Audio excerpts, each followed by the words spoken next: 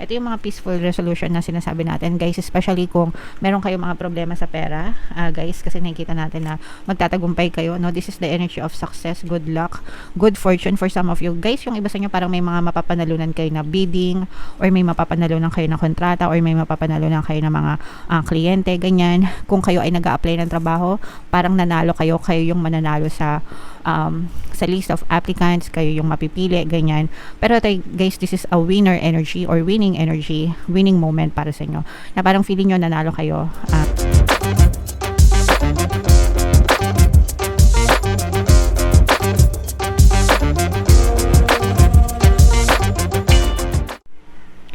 Hello guys, hello Libra, welcome back to Pinoy Pixie Tarot. Ang pamagat ng episode natin for tonight is monthly horoscope para ngayong April para sa Libra, Sun, Moon, Rising, Sign, and Venus.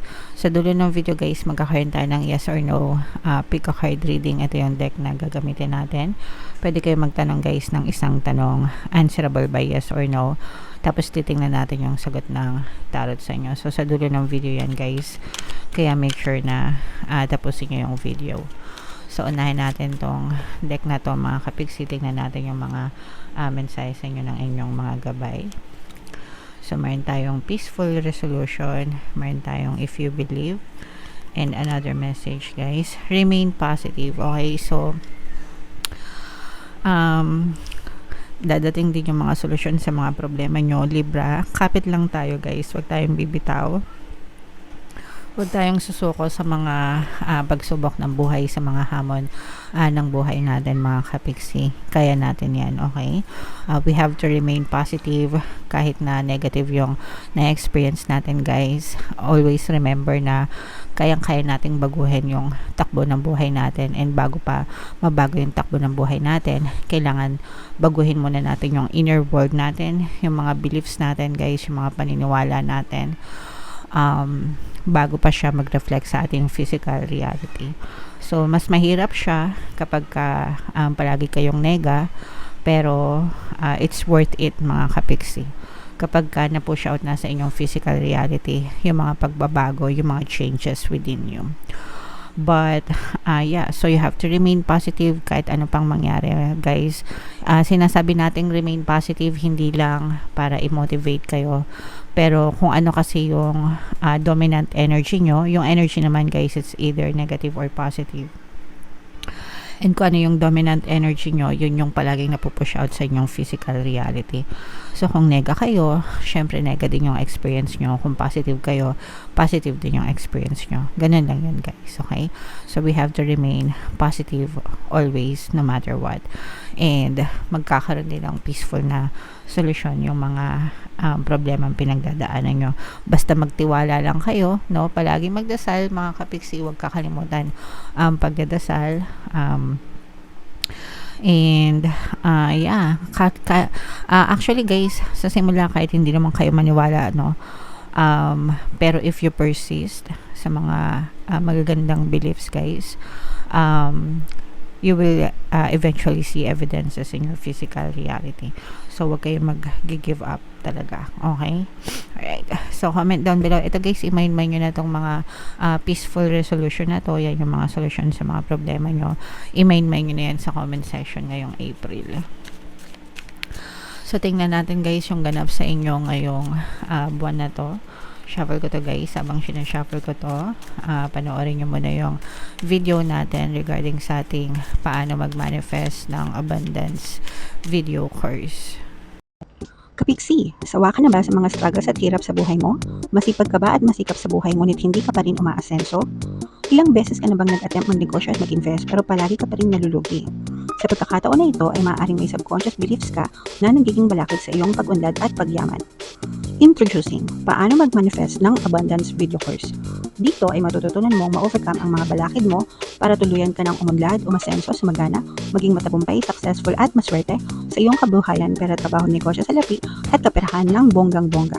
Dali, mag-send na ng email sa pinoypixie@gmail.com at simulan na ang iyong pagyaman ngayon.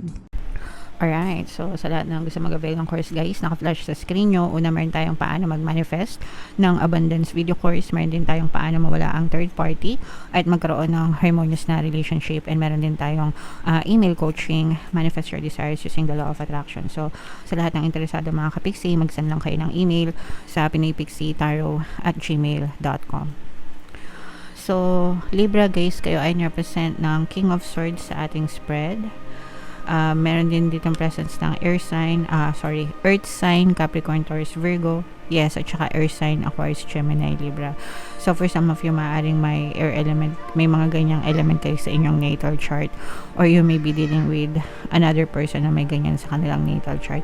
Ito guys, this is both negative and positive. Sa negative guys, nakikita natin na yung iba sa inyo nagkakaroon ng emotional pain, parang nagkakaroon kayo ng problema sa ibang tao dahil sa pera, mga kapixie, no? Baka may issue kayo sa pera with another person, especially kung let's say for example, baka nakautang ka or nakautang sila sa inyo, no? Depende kung anong sitwasyon nyo mga kapixie.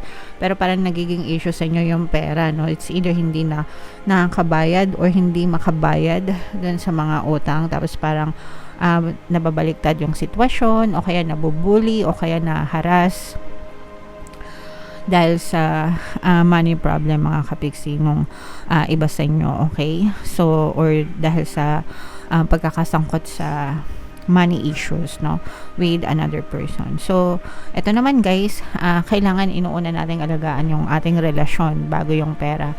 Kung kayo yung may utang at hindi kayo makabayad, di ba, humingi ng paumanhin, and alam niyo yun, wag yung takbuhan, wag yung takasan, and sabihin nyo na lang na wala pa akong pambayad, next time sisikapin ko, ganyan. And of course manghingi kayo ng sorry, kasi you also have to understand na pinautang nila kayo, di ba? So ano na lang din yung mararamdaman nila. And kung kayo naman yung nautangan mga kapixie, ipagdasal nyo na sana magkapera sila. Kasi paano nila kayo mababayaran, di ba, kung hindi sila magkapera, mga kapixie. Pwede nyo rin pakinggan guys yung subliminal natin para makabayad ng utang or para magbayad sila ng utang sa inyo. So effective yun guys, marami na tayong success stories doon. And alagaan nyo yung relationship nyo sa kanila. Huwag nyong hayaan na magkaaway kayo ng dahil lang sa pera mga kapixie. Okay? On the good side naman, this is a very positive energy. Ito yung mga peaceful resolution na sinasabi natin guys, especially kung meron kayong mga problema sa pera, guys, kasi nakikita natin na magtatagumpay kayo, no? This is the energy of success, good luck, good fortune for some of you guys. Yung iba sa inyo parang may mga mapapanalunan kayo na bidding, or may mapapanalunan kayo na kontrata, or may mapapanalunan kayo ng mga kliyente, ganyan. Kung kayo ay nag-a-apply ng trabaho, parang nanalo kayo yung mananalo sa list of applicants, kayo yung mapipili, ganyan. Pero ito guys, this is a winner energy or winning energy, winning moment para sa inyo, na parang feeling nyo nanalo kayo, mga kapixie. So i-claim nyo na tong mga win-win na to para sa inyo guys, and talagang money rewards, no? Money rewards yung katumbas nitong mga pagkapanalo nito guys. So imay nyo yan sa comment section. Main success, main tagumpay, main panalo sa pera. And ang nakikita pa natin dito na isang panalo mga kapixie is merong magbabalik sa inyo. So hindi ko alam kung matutuwa kayo dyan sa panalo na yan, pero may mga ex na magbabalik mga kapixie. And itong mga magbabalik na to, hindi lang for reconciliation na mag-sorry or hindi lang makipagbate, no, pero gusto talagang makipagbalikan. This person will try to win you over, win you back, no. Ibig sabihin gusto nilang bumalik sa inyo or gusto nilang manumbalik kung ano man yung dating meron kayo mga kapixie. So again, it's either positive or negative para sa inyo. Merong iba na gustong magpabalik, meron namang iba na ayaw na. So kung ayaw nyo na, that's fine, okay lang yan. Pero mas maganda kung patawarin nyo. And kung gusto nyo naman bumalik mga kapixie, make sure na kalimutan nyo yung past nyo para hindi na maulit, no, yung mga negative stories nyo sa iba. For some of you guys, may mga celebration na magaganap ngayon.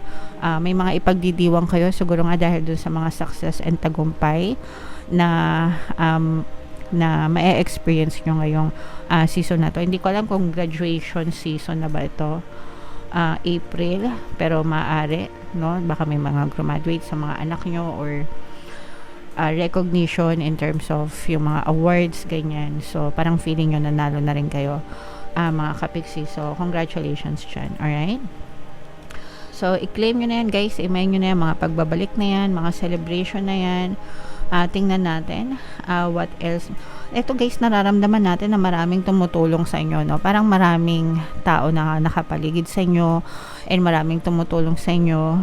Itong mga tulong na to guys, I'm sensing na these are help from the universe, especially kung nag-ask kayo ng tulong mula sa taas. Bahagi pa rin yan ng peaceful resolution, mga kapiksi, na pinagkakalob sa inyo ng universe. Itong mga tulong na to guys, minumove ni universe yung mga tao, bagay, sitwasyon sa paligid mo para matulungan ka, mabigay sa iyo yung mga solusyon na kailangan mo, mga kapiksi. Kung meron kayong mga balita na inaantay mula sa abroad or mula sa malayong lugar, maaari nyong, lalo na kung may kinalaman sa trabaho, baka nag-a-apply kayo ng trabaho sa ibang bansa, or meron kayong kamag-anak na inaantay mula sa ibang bansa, ganyan, ayan, maaaring dumating sa inyo yan. Yung iba sa inyo maaari din mag-travel, mga kapiksi. So yes, kasi April naman ito, so bakasyon. Yung iba maaari mag-honeymoon, mga kapiksi. So congratulations in advance sa inyo. And yeah, so maaaring may mga kasalan na maaaring ma-push through, especially guys yung mga LDR na nagbabalak magpakasal, or yung magkakaibang lahi na baka may mga afam kayo, ganyan. So congratulations in advance. Yung iba sa inyo guys, parang feeling ko susurpresahin kayo ng mga afam nyo. Congratulations, mga kapiksi, no? So nakikita natin na love is in the air para sa inyo, travel, movement, ganyan. So i-main nyo na yan sa comment section, mga kapiksi. Alright, so ito yung ating yes or no pick a card reading guys. Suminga ng malalim, tapos itanong nyo sa isip nyo kung ano yung isang tanong nyo for April, mga kapiksi, and then pili kayo ng isang card. Habang sinashuffle ko to guys, sa mga gustong matutong mag-manifest, i-click nyo lang yung join button dito sa baba o kaya dito sa taas guys. Kapag member na kayo, magkakaroon kayo ng access sa mga exclusive videos natin regarding manifestation using the power of your subconscious mind and law of attraction. So, huminga ng malalim, mga kapiksi. Tapos, itanong yung tanong sa isip. And then, pili kayo ng isang card. Card 1, card 2, card 3. Kung card 1 ang napili nyo, ang sagot sa tanong nyo ay yes. Kung card 2 ang napili nyo, ang sagot sa tanong nyo ay yes.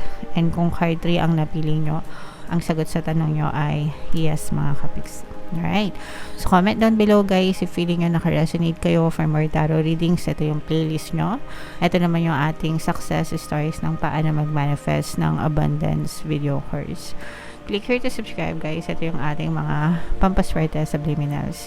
Thank you for liking, sharing, and subscribing. See you next time. I love you all, mga kapiksi. Have a nice day. Bye-bye.